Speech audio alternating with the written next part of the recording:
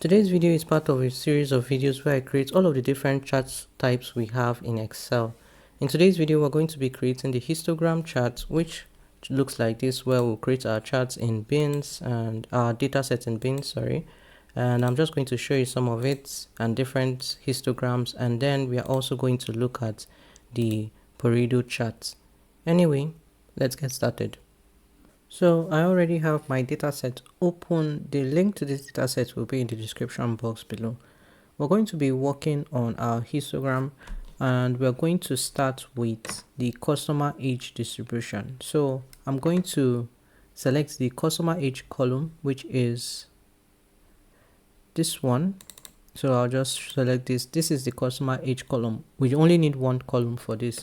So I'm going to go over to insert, recommended charts, and all charts, go over to histogram, and we're going to insert our histogram. And what a histogram typically does is that it separates your data set into bins.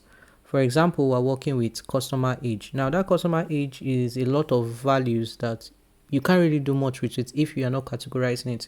You can create helper columns where you'll use maybe a formula to say create a new column, and then you create age groups based on their value. Say between 18 and 25 is this age group, 26 to 35 is another age group, so on and so forth. But using a histogram will help you create your categories without having to do that. So now we're looking at this age group where it's saying 18 to 23.8, 23.8 to 29.6. So it's just automatically divided. It has a default setting. We're not going to do that in this one. We're not going to modify it. We're just going to leave it as it is. In the next one, we're going to do that. But these are the different age groups. So for the highest value, we have 58.6 to 64.4. Once again, it's just creating it by default, where it has a certain number of bins, and then it's separating all of those values into those bins. And then the lowest value is between the lowest age group is between 47 and 52.8. I'm just going to rename this chart to customer age distribution. Okay, so let's move on to our next histogram. So I'm just going to move over to the next page. This time we want to look at the distribution for customer income. So I'm going to select this column, and that's the customer income column. Insert, recommended charts, all charts, histogram, and I'm going to select this. Once again, it's using the default where it's picking a range of values. I'm going to increase it like this so we can see more of it as much as possible. So I'm going to right click this, and then I'm going to format chart area.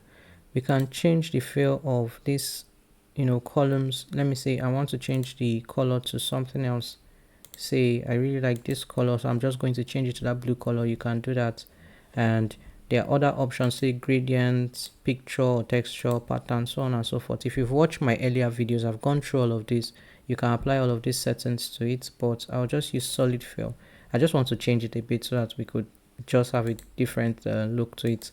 Border, let's say I use let me say this pink color. Let me use and the border is very thick. Let me make it something, let's say 1.25. so we have this. Anyway, let me just rename this chart, and then I'll demonstrate something else. Customer income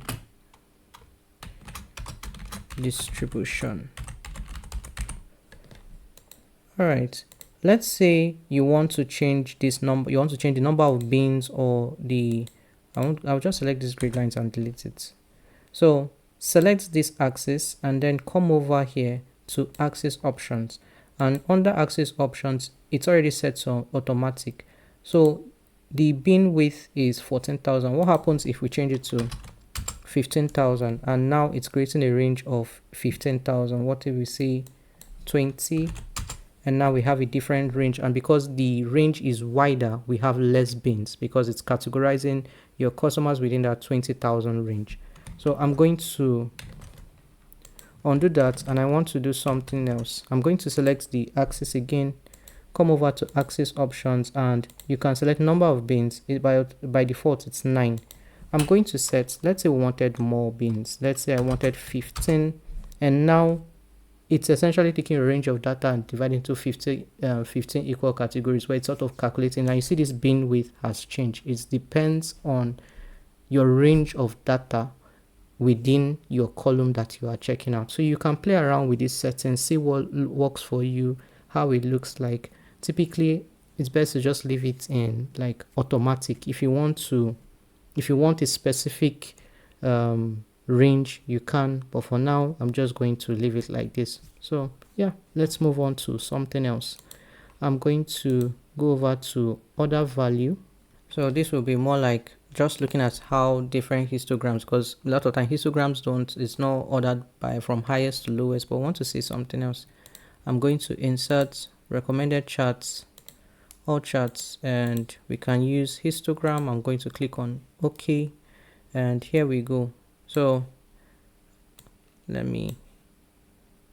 once again, we have a histogram that has the shape. You can actually increase the gap width between these columns. Say just select the columns and then you come over to series options. If you increase the gap width, it basically looks like a typical column chart. So but the histogram tends to have this classic shape, so I'll just suggest leave it as it is. If you want to do that, you can, but once again, just leave it as it is.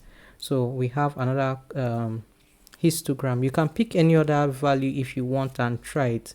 Let's move on to the next one. So this one, okay, we're going to use this product price. I'm going to insert recommended charts, all charts. I'm going to use a histogram, and yeah, so these are the bins for product price. So $20 to $150, we have 82 items. $150 to $280, we have 104 items. The lowest is this one, where the range is let me increase the height of this. Okay, 1190 and 1320. So that's the lowest amount of items, being 10 items. So I'm going to rename this product price. Did I rename this one? I didn't. This is order value.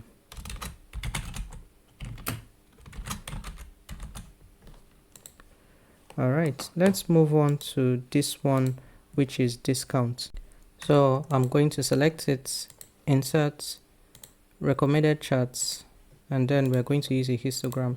So this one, we have some ranges missing. So the 6.4 to 9.6 range, there's nothing there. 6 to 19.2, there's nothing there. So what this just demonstrates is that even when they are missing categories, it's just going to skip over. It's basically the value is 0, and you'll still be able to have a proper column chart even with that. So I'm just going to rename this chart to discount distribution.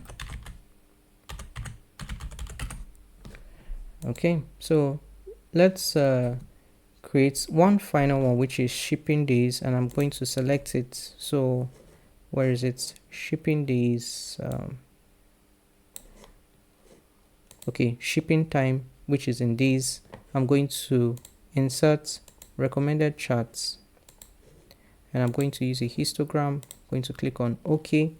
So most of our orders for this particular data set fall between 1 to 2.1 days. So based on this alone, I think things tend to be very fast for this delivery, this particular or whatever you're looking at. So based on this, delivery time for whether it's a product or whatever it is 1 to 2 days in terms of delivery, which is pretty good, I guess. So yeah, that's it for this one. We can now look at the other type of the histogram category. So let me just rename my chart, which is shipping days. Let's move on to the next chart. So I'm going to move on to the next sheet, and for this I'm just going to select my data set here, and I'm going to go to insert recommended charts, we're going to have all charts. Let's go to histogram, and we're going to use this chart, which is the Pareto chart. So I'm just going to insert that. So the Pareto chart is basically a combination of a bar chart, a column chart, or a bar chart and a line chart, where you have looking at, so based on the bar chart alone, you can already see, okay, which customer complaint occurs most frequently. And the line is sort of showing the percentage that each one contributes. So it's just a combination where you're looking at real value, as in the actual values, and then you're looking at also the percentage. I think in the future we're going to work on a what are the combo charts, where it's, and you can see that in action, and then you kind of get an idea of what this chart is representing. But I'm just going to rename this chart to customer complaint, and then we are going to create more Pareto charts, and then we'll be done with this particular tutorial. Okay, let's move on to the next one. I've already created this. You can create this with your actual data. Say if you were working with a data like this, you can, maybe I'll just demonstrate it with something in the future. Maybe if you had these values, you see with histograms, you can just create it with a single column. But let me say you don't have that, or your data set looking like this. You can just create a pivot table and then extract the items you want or the values you want, copy the items from the pivot table, and then paste it as normal values. Then you can use it to create your Pareto chart. Maybe I'll just copy and paste a data set at the end of this, and I'll show you what I mean. I'm going to select this, insert. I'm going to go over to recommended charts. You can just go ahead and create the other Pareto charts. So this one has more of a straight line. So on this side you have the values, on this side you have the percentage. So next one, I'm just going to do errors.